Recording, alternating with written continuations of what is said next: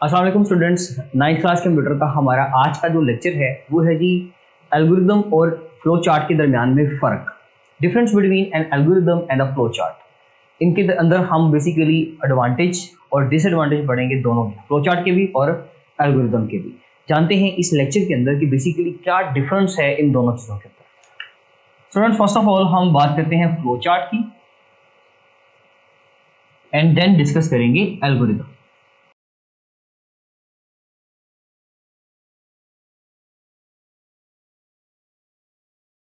Flow chart के पहले कुछ एडवांटेज डिस्कस करते हैं। देखिए जी, फ्लो चार्ट बेसिकली इन दोनों में जो एक डिफरेंस है वो ये है कि जैसे एक मूवी होती है ना, मूवी बनने से पहले उसके बारे में सारा टेक्सचुअल डाटा मींस कि उसकी सारी स्टोरी लिखी जाती है। वो जो स्टोरी लिखी जाती है वो टेक्सचुअल डाटा होता है, और जब उस मूवी को रन किया जाता है, मूवी चलाई जाती है या मूवी बनाई जाती है, तो वो पिक्टोरियल रिप्रेजेंटेशन होती है उसी टेक्स्ट की। जो स्टोरी आपने पढ़ी, आपने उसको पिक्चर में कन्वर्ट किया, तो that will be called as a movie. तो फ्लो चार्ट एक मूवी की तरह काम करता है और एल्गोरिदम एक स्टोरी की तरह काम करता है। रिटन फॉर्म में जो स्क्रिप्ट लिखा हुआ है मूवी का वो एल्गोरिदम है, और जब हम उस स्क्रिप्ट को देखते हुए उसको पिक्टोरियल फॉर्म में कन्वर्ट करेंगे तो that will be called as a flow chart. Student, advantage की बात करें तो फ्लो चार्ट का नंबर 1 जो सबसे पहला एडवांटेज है वो ये है कि it is easy to understand. इसको पढ़ना बड़ा ही हमारे लिए आसान होता है, इसको बनाना इजी टू ड्रॉ, इसको बनाना बड़ा ही आसान है, easy to understand, easy to draw. इसको ड्रॉ करना जो है वो बड़ा आसान है। डिबगिंग प्रोसेस में ये बहुत हेल्प करता है, मींस कि जब हमने एरर्स निकालनी होती है ना, तो वहां पर तो एरर्स निकालना बेसिकली डिबग कहलाता है, क्योंकि बेसिकली बग्स कहते हैं एरर्स को, और एरर्स को रिमूव करना that will be called as debugging. तो डिबगिंग प्रोसेस में फ्लो चार्ट हमें बहुत ज्यादा असिस्ट करता है। इसके अलावा अगर हम लोगों ने स्टेप बाय स्टेप सारे स्टेप्स को गाइड करना है, देखना है, तो उसके लिए हम क्या करते हैं, फ्लो चार्ट बनाया हो तो हमारे लिए आसान हो जाता है उन स्टेप टू स्टेप सारी गाइडलाइन को देखने के लिए। तो बेसिकली ये कुछ फायदे हैं हमारे फ्लो चार्ट के। अगर हम बात करें इसके डिसएडवांटेज की, तो याद रखिएगा स्टूडेंट के जो फ्लो चार्ट है उसको बनाना इतना भी आसान नहीं है। बेसिकली ये बहुत ज्यादा टाइम टेकिंग होता है, और अगर हमने फ्लो चार्ट बना लिया है और बाद में हमने उसको एडिट करना है तो वो भी आसान नहीं होता।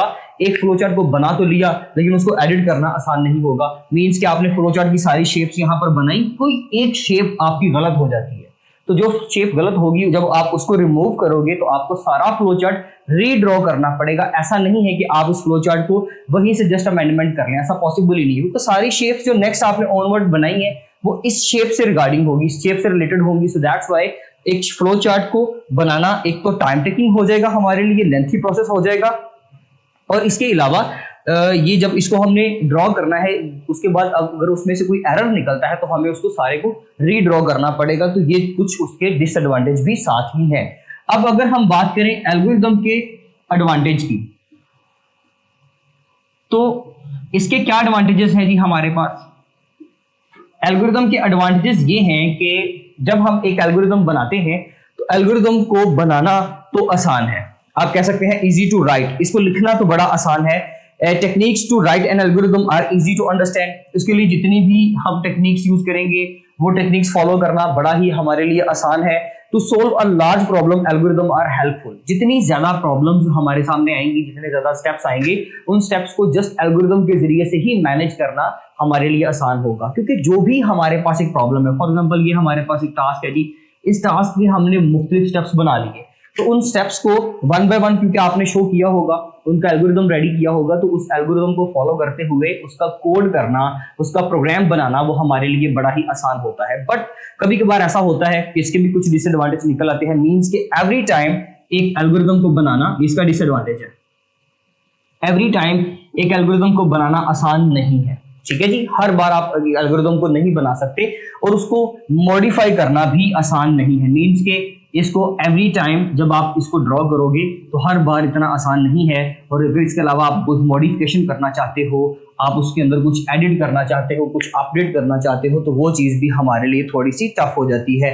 इसके अलावा अगर हम इसके अंदर गो टू का कीवर्ड यूज करते हैं, तो गो टू का कीवर्ड क्या करता है, एल्गोरिदम सपोज 1 2 3 4 5 स्टेप है, हम 5 नंबर स्टेप से स्टेप नंबर 3 पे जाते हैं, स्टेप नंबर 3 से स्टेप नंबर 2 पे जाते हैं, 2 से हम 4 पे 1 से 4 पे आते हैं, 2 से 5 पे आते हैं। तो ये चीजें जो है जब हम स्विचिंग करते हैं, जब हम ट्रांसफर्स के डिफरेंट पॉइंट्स मेंशन करते हैं और गो टू के कीवर्ड के जरिए से होगा ना स्विचिंग। स्विचिंग कब पॉसिबल होती है? जब हम गो टू का कीवर्ड यूज करते हैं। तो गो टू का कीवर्ड जब आप मल्टीपल टाइम उसके अंदर यूज करोगे तो आपका एल्गोरिथम थोड़ा सा कंफ्यूज हो जाता है। इस वजह से एल्गोरिथम को जो बनाना है, चले जी वो तो बना लिया, लेकिन आप जब उसमें मुख्तलिफ ट्रांसफर पॉइंट मेंशन करोगे, गो टू के कीवर्ड्स मेंशन करोगे, तो उसको मैनेज करना थोड़ा सा मुश्किल हो जाएगा। स्टूडेंट, ये कुछ पॉइंट्स हैं आपके फ्लो चार्ट और एल्गोरिथम को जो डिफरेंशिएट करते हैं। बेसिकली आपने उसके अंदर एडवांटेज और डिसएडवांटेज, इसके एडवांटेज और इसके डिसएडवांटेज, और दोनों का आपस में कंपैरिजन करता है। इसके अगर आपको जस्ट एडवांटेज का शॉर्ट क्वेश्चन आता है तो जस्ट आप इसके बारे में नोट लिखेंगे, इसके एडवांटेज पूछे जा सकते हैं शॉर्ट क्वेश्चन में, इसके डिसएडवांटेज और फिर इसके डिसएडवांटेज। तो स्टूडेंट, ये था जी हमारा आज का लेक्चर। इंशाल्लाह मिलते हैं अपने नेक्स्ट लेक्चर में, तब तक के लिए स्टूडेंट्स अल्लाह हाफिज।